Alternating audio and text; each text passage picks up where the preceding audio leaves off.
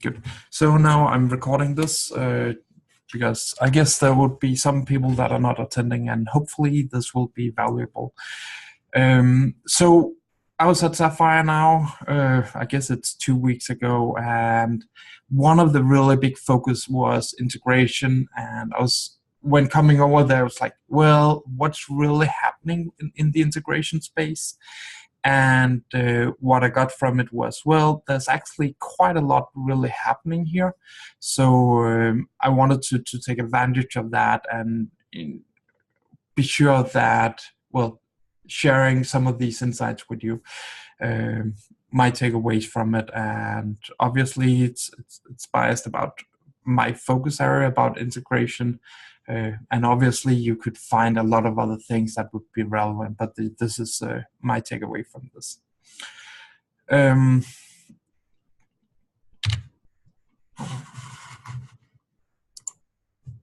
So I have some different areas that I tried to group these things into, but wasn't really successful because there was a lot of overlap. And I guess that's the whole point about integration, that it covers a lot of things. So I was trying to put it just into one perspective of this.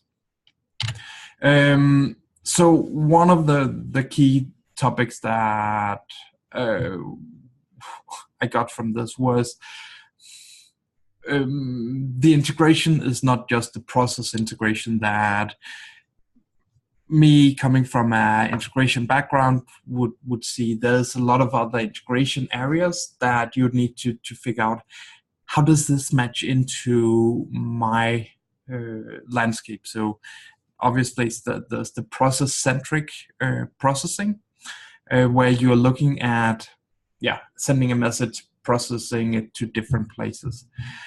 But there's also the data where you're able to do ETL or real-time ETL, whatever that's going to be called, where you could handle all the big data and be sure to analyze it in a good way.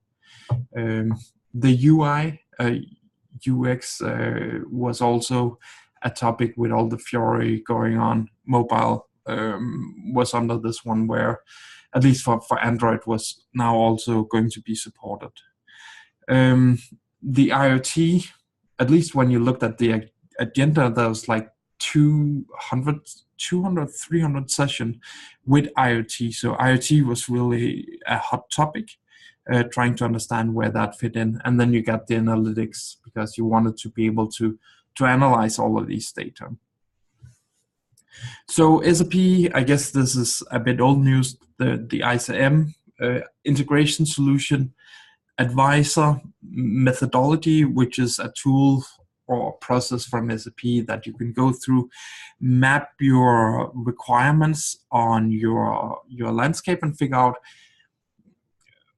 what requirements does the business have in these 5 areas. And then based on that, you can figure out, well, we have this requirement from the business to do these things. And obviously there's a lot of overlap between some of the tools.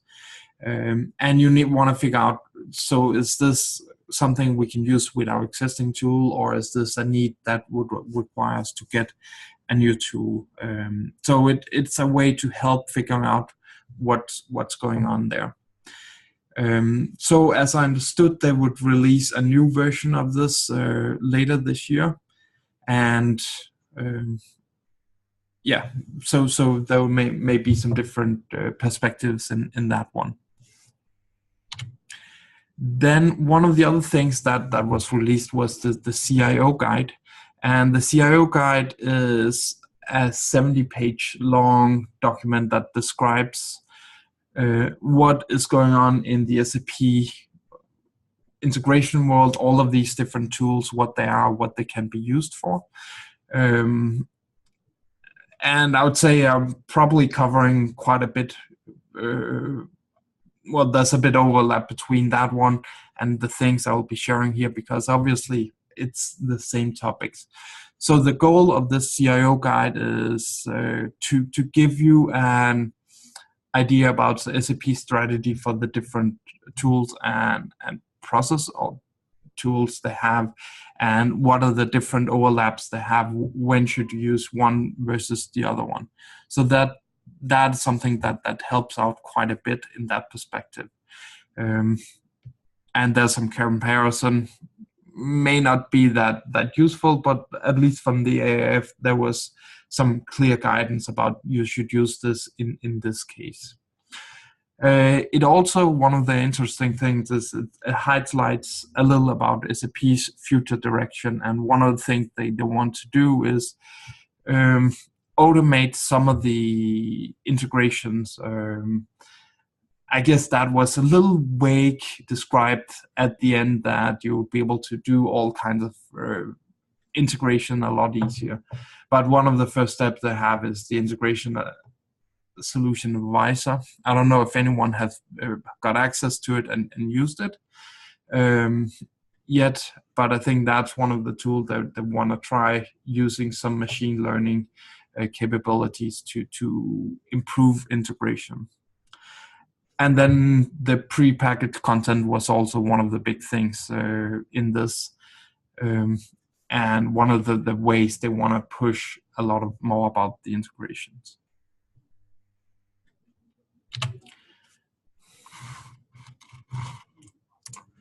I couldn't really find a place for the NetWeaver 7.5 or PI, but one of the things I did find was, I think 7.30 was already expired or something like that, and below 7.4 the maintenance ended in 2020 and 2024 for 7.5.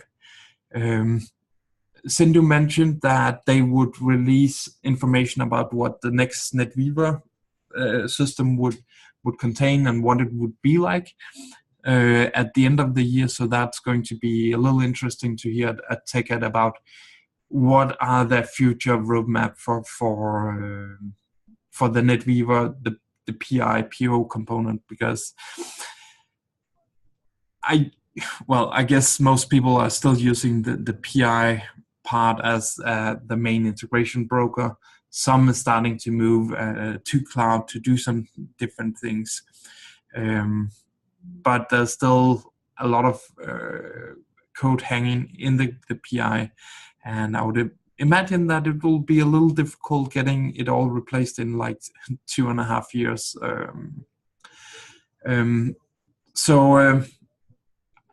Well, also from the CIO guide, there's still one of the tools they recommend for the on-premise heavy customers, and enable them to figure out how these different things is happening.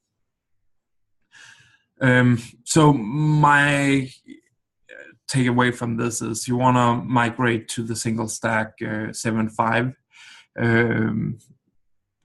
Because the 7.4 is a bit old, and with the 7.5 you also got the ability to run on-prem cloud content on-premise, and I think that's probably the way it will go, that the on-premise system would run the cloud content.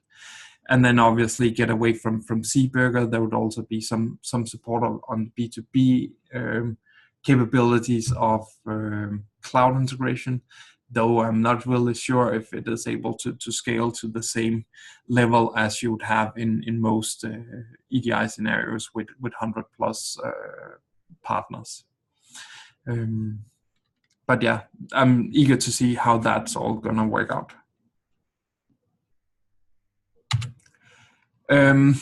So one of the big things they were positioning was the S4 and the intelligent enterprise, and I should probably have placed this picture where they have all the different components together in the cloud.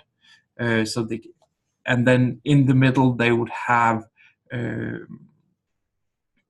SAP Cloud Platform as the way they wanted to bring this all together, because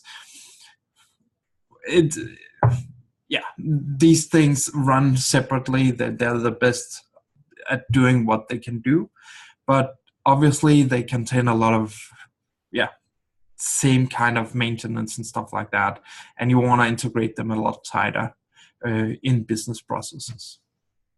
And I guess coming from a ECC ERP background, I guess most of these applications was just included in the same stack, and you could get data from all of them pretty easy without having to consider as many different perspectives as you would do now. But there would still be a lot of configuration about how do we set up all these different third-party integrations or internal integration between the different processes step. Now it's just a little more exposed because you would send the purchase order to Ariba, and then they will handle all the things and just send you whatever you need back into your ERP system. I guess if I were buying SAP and SuccessFactors Fieldglass, I would expect that there would be some really good integration between these things, and I should not care about it that much because all the things would be delivered out of the box. So I guess that's one of the things customers expect, that it's there. And I can see there's definitely coming a lot more content online in these topic areas. Then, yeah, the intelligent enterprise or integrated enterprise or whatever it was. Obviously, it's about integrating these different components, be able to use the best of things, and then leverage some of these other technologies from Leonardo, probably mostly the machine learning, and be able to leverage that from your application, so you can do things without having to have people involved in it.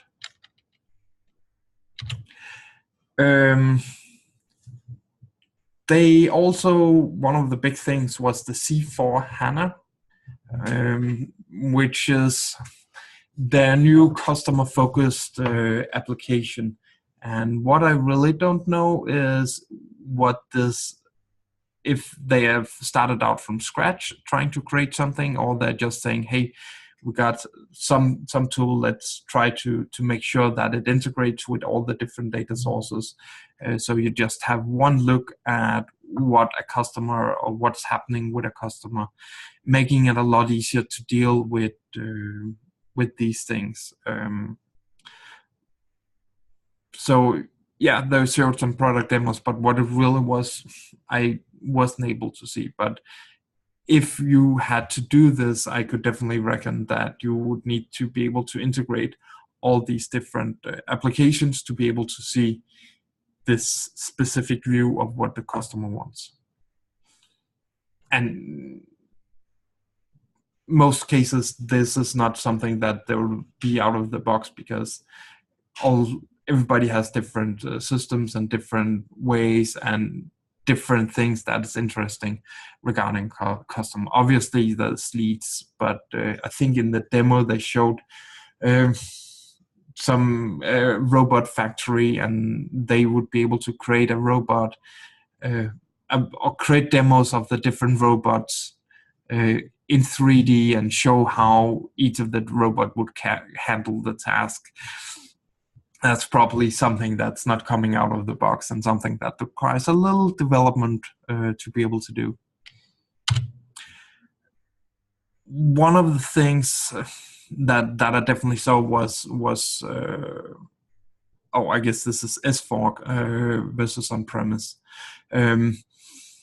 was where customers was and what SAP wanted. So SAP wants people to go for the cloud version of S4, because it has a lot more innovation going on. This is where you're seeing most innovation, most APIs being developed, and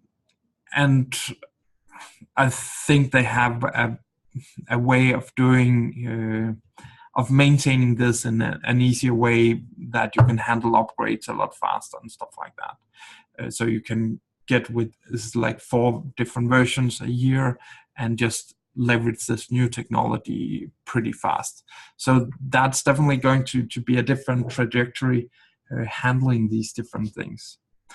They also had a new version of it, and I think this was more the on-premise version, but as a single tenant and where you could not do any development. So that gave you a little more flexibility in what you wanted to do. You could, I believe you could use the IMG to do some configuration, which I guess is not available in the cloud version. And then you would have the normal on-prem versions, and I think that would be delivered once a year. And the bad thing about that is then you would have all this a year of doing development, then they would release this code to the public, and then you got a year of implementation cycle or whatever it will take. Like, so you would basically all the time just be trying to upgrade. So you probably want to be able to set up some good testing suites so you can run all your tests and ensure that all the things you want to be able to do, that you can do them, and then you would have to figure out how to deal with these things. And they still want you to go with the cloud, so you probably want to do as simple integration as possible, but still I would imagine that most people and almost organizations have just too much custom code that it is not possible to do a migration, or to do a migration to the cloud version where you don't have all of this custom code. So I think that is one of the challenges that SAP have, that they're saying we have all this cool new technology, but you cannot get it really. Yes, integrations on S4. So yeah, the goal to use cloud, and there you don't have, you have a small small way of customizing some of the things, but there's obviously things that you'd not be able to do. So you'd have to figure out, how do we really enhance these things? So enhancements need to be created in Cloud Platform, where you can create some applications. So I heard, I can't remember what it was. There was one of the industry solution that a consultancy would make in this Cloud Platform just as extensions on the normal S4 Cloud, and they expected it to be rather rapid development, but I guess we'll see that. So there's obviously a lot of options for doing these things, and I guess we'll see how customers will be able to adopt the regular EDI processes or whatever they have, or integration processes. Then API is really a big thing. I think I got another slide on that next one. So you can ask, so there's an API hub, and you can ask for APIs that is missing, that you want to do, and there would be some prioritization that says, hey, if and based on your level with SAP and what you're doing with it, your prioritization of this API will go up or down. But obviously, the more people that ask for an API, the easier it will be for them to create it. I understood from someone that if you had a CDS view, you could expose that as an API, and at least be able to get some of the data and deal with it in the way you want. Then you may have some challenges getting it into SAP, but then it would be something that would live outside the SAP system for some time. S4 Cloud does not contain any iDocs, so they're only for SAP use. They had some scenarios for synchronizing with on-premise ERP system, and there they would be using these iDocs, but they were not for customer usage or for some specific use cases. So you would not have the invoice O2, you would not have the orders iDocs. Then APIs, yeah, SAP has an API, well, strategy. They want to make a lot of APIs, and I think they had like 1,500 different APIs. So I imagine that they're one of the biggest providers of APIs out there on their different platforms. So they have recreated or updated or whatever they have with the API hub at api.sap.com, and this should be able to give you, well, a place where you can try out the code, run it, and validate what it looks like, what the API is. Are you able to use this in your application, and how does it work? Yeah, you cannot deliver APIs yourself in this platform, and obviously some of these APIs is available on the different versions, and you would need to know, do we have this this or not? Since SAP is based on all of these different companies with different application and different structures, some of these APIs is not really harmonized. So one of the things they're working on is harmonizing these, so you don't need a mapping between them, and you can just send messages and they would be delivered, and you don't need any mappings in it. So I guess that brings back to the ESUA world, where SAP wanted to define the global data type that defined everything. But obviously, in this case, they may have a better point because they don't care. Or well, I would imagine that they just have to harmonize it between the 2 or 3 applications at the time, instead of just have some external working group figure out what is supposed to be in a order invoice, or an invoice order on invoice. I guess that's 2 different documents.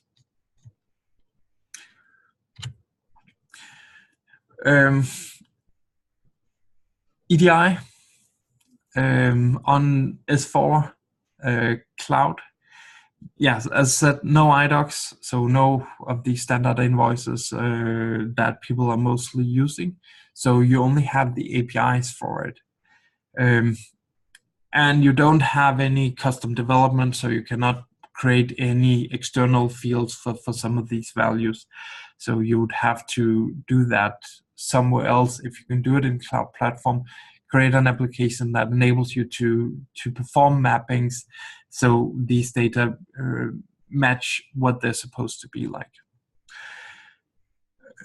Then they obviously want you to use the integration advisor, and I think you're getting that for free if you get the enterprise version of process orchestration. Oh, sorry, cloud integration. And in that you can define these different use cases. I don't really know if they would have something that enable you to do partner-specific things, like the trading partner management, where you have an easier way of maintaining all of these different orders and ensure that they work correctly. Yeah, and then in a lot of the EDI processes I've been in, they have all these different kind of set fields that they need to carry on along the process, and you probably can recognize this. And that is one of the things that would be interesting to see how customers would be able to adopt that in this platform, or if you have EDI, it's just, well, cloud is not an option. So that's going to be interesting to see how that plays out. Then, as I said, we're not just talking message-based or process-based data. There's also the new announcement of the Data Hub, HANA data tool, or whatever it was. This was so Data Hub, I think, was released last year, or they talked about it at TechEd. This is an ETL tool that's able to do all of the data transformation that you have from big data to something structured that you can use for something specific. The new approach was to create it as a real-time process that allowed you to just have data in one place. So you would have the data, your customer data in your ECC system, and then when someone asked about this data, they would just look into this similar bus and they would see, we got the data here, transform it live, so the system would just see it in one place. And obviously, this is useful if you have GDPR perspectives. Then you don't have customer data placed in 5 different systems. You just have one place, and then everybody's just viewing it. So if you have data and you would remove it, then it will be removed on all systems. And obviously, it will be interesting about how this ties into your existing integration team, or if this is the data replication team that has to handle these different things.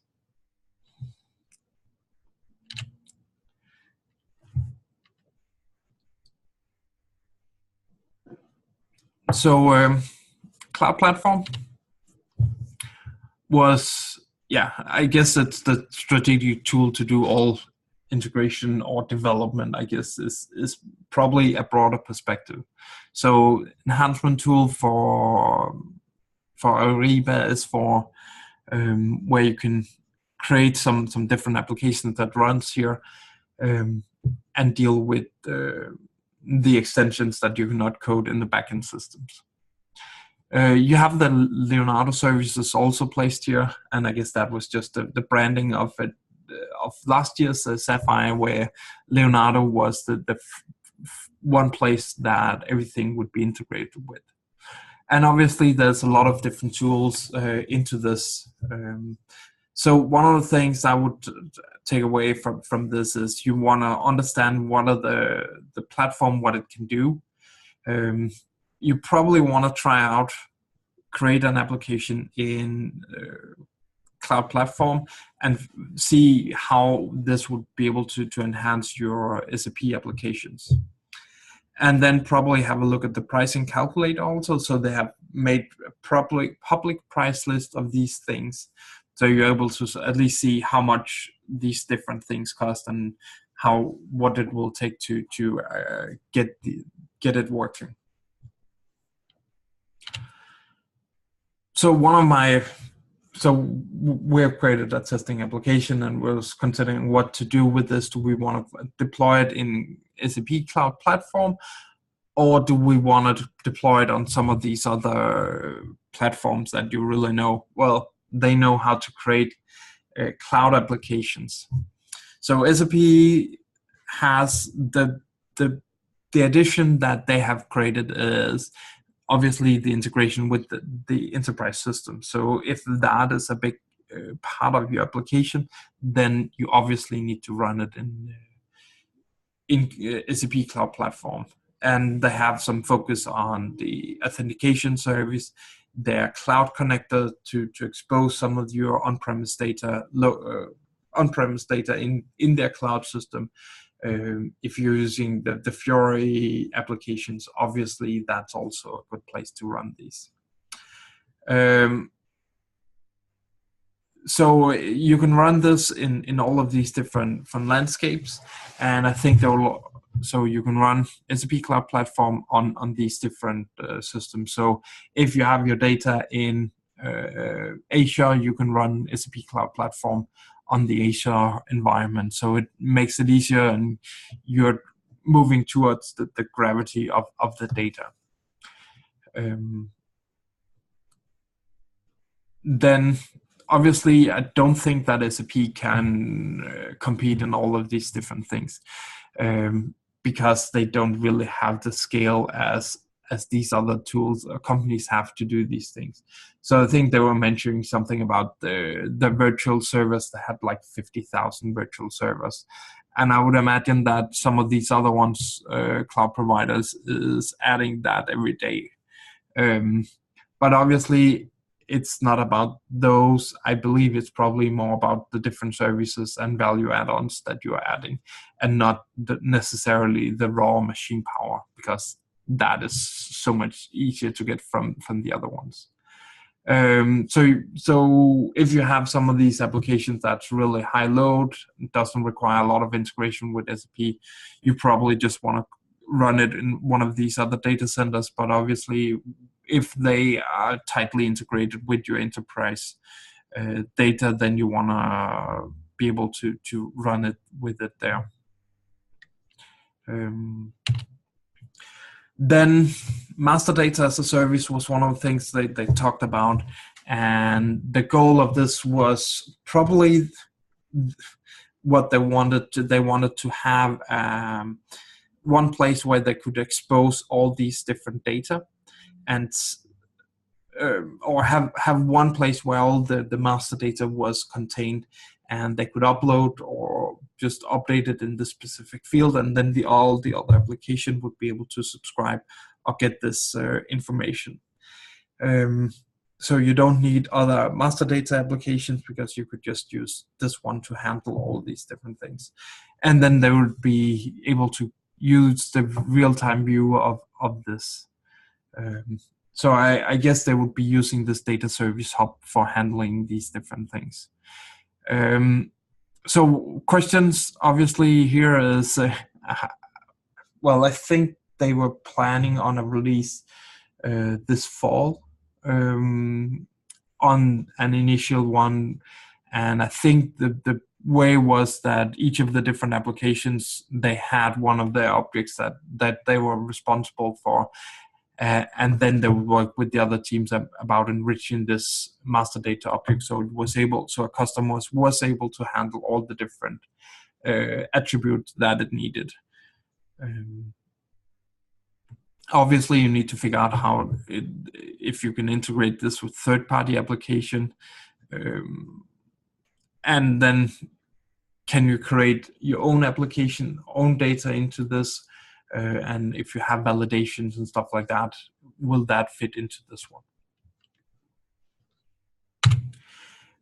So on a cloud integration, one of the cool things they announced was the new product Open Connectors, which was a partnership with Cloud Elements, where they white labeled the service, so you'll be able to subscribe to it from SAP Platform.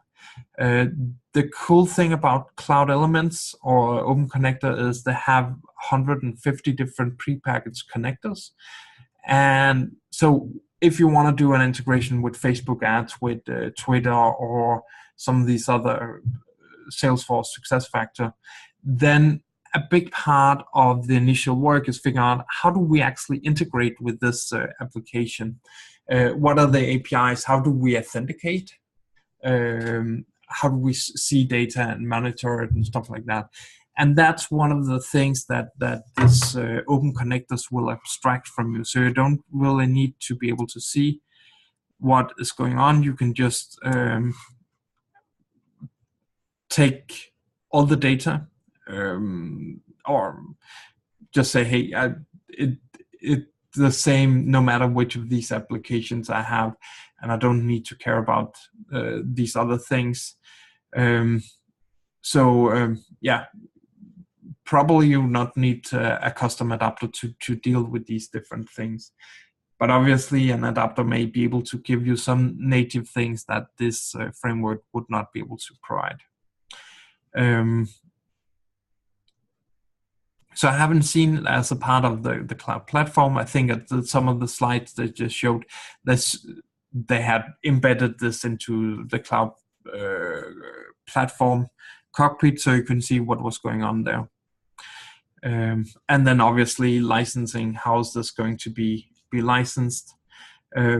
One thing they mentioned was they would create a custom adapter for it, so it will be even easier for you to integrate with it from a cloud integration perspective. You just call the service in an adapter, get the response back from Facebook or whatever you're integrating with a lot faster than using the HTTP adapter to call the service as it is now.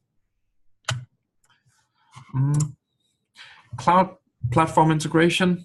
One of the things they mentioned was they had like 5,000 customers on it. And on PI, I think it was around 10,000 customers. So about half on a product that's a couple of years old. That's pretty good. They mentioned that MuleSoft had around 1,000 customers when it was sold.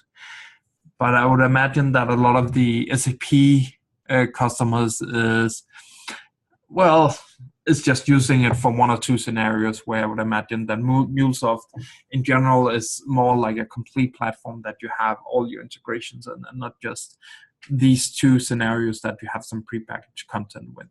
But obviously the prepackaged content is something that that is pushing this, because it is an easy way to be able to do e-invoicing or whatever fun stuff that they have prepackaged.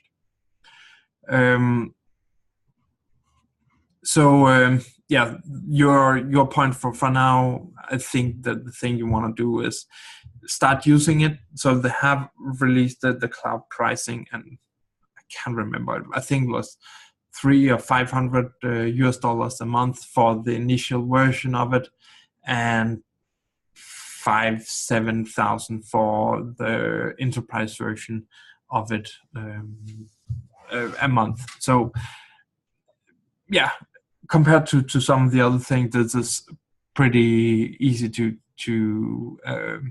create a business case for. And then you want to try use some cloud integrations and run it on there, and see how the prepackaged content works. Can we create any scenarios on it? API management. So I can't remember if it was like Teget 2 years ago, where Google just bought APD, and SAP did have a white labeling of the platform. And I think a lot of people was, well, what's going to happen on the API management tool? Will SAP continue investing in it, or will this be something that's going to die? And based on what I saw, I think this is, well, with all the APIs SAP has and what they're doing, they need to have a stable API platform. And I think this is providing that for them. So all S4 connections would be done using, or a lot of S4 integrations would be done using API management. That will give you a way to monitor what's happening, who's calling, and stuff like that. So it enables a lot more flexibility, monitoring that I don't think you would have internally in the S4 cloud. So this is probably one of the easy way to expose some of your data in the cloud. And I think from affordability perspective, I think this was like $100 a month for the $200 a month for the initial version of this, where you get a couple of million API calls, which is probably okay for the first couple of weeks, and then you have to figure out what's going to happen. But obviously, API is a big thing. So I think SAP, if they want to move away from the APD platform, they would still be able to support the same API. So I think it's a safe bet to go with this, because they have so much other underlying. So So one of them, well, the things I was taking away from this is the development speed that you need. That with the amount of integration going on, you need to make sure that you're able to deliver it on time and as fast as possible. Yeah, is SAP hint that they're trying to do some automation of what's going to happen there. More on this, or most of this is they're trying to add on the development side, and I think that's a good thing because I haven't seen that much innovation going on some of these other platforms and development approaches. If you see about everything else, then we're still doing the same message mapping, and maybe it's a little slower than the good old swing tool.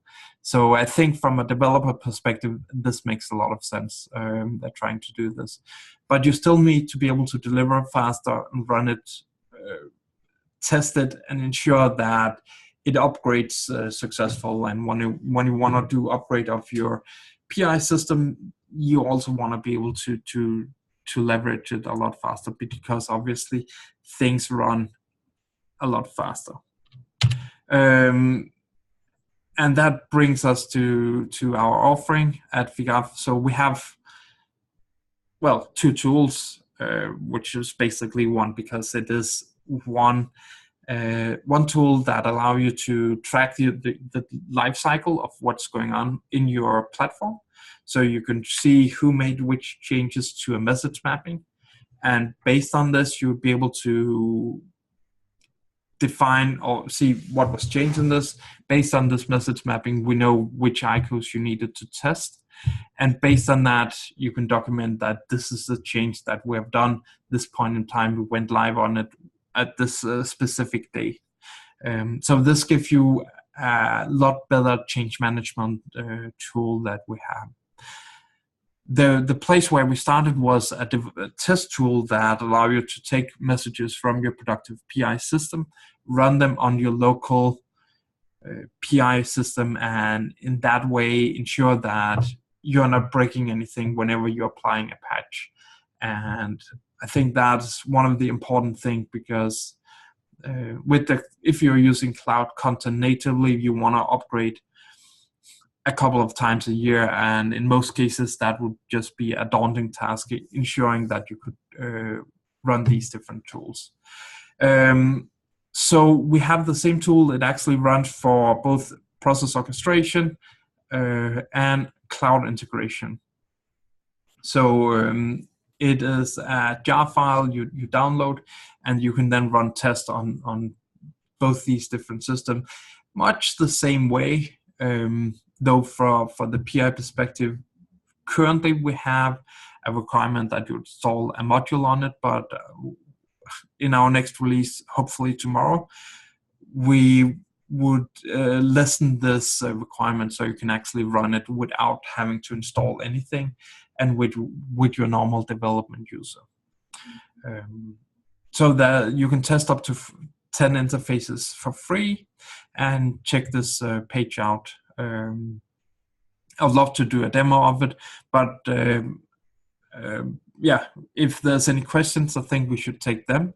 And if you want to have a demo of it, send me an email or check out some of the blog posts I've created on this, because I think this described it really well. So any questions, do put them into the chat. Otherwise, I do encourage you, if you haven't checked out the tool, go check that one out. Thank you, Daniel. Were there anything I did miss that were useful, or that you saw coming out of Sapphire that has an impact on everybody else?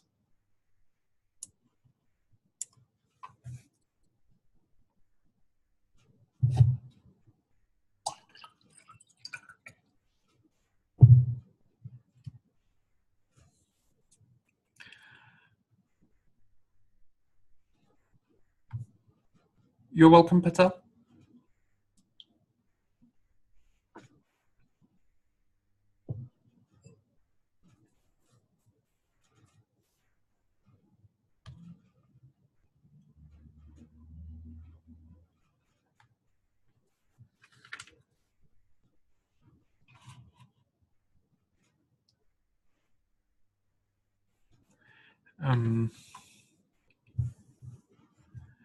Cool to hear.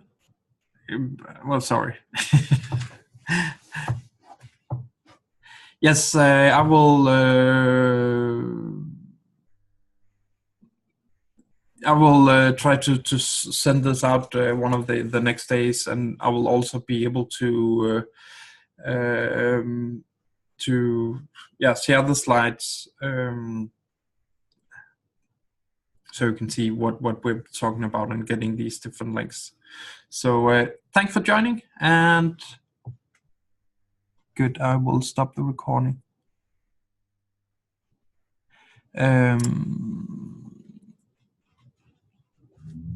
Oh.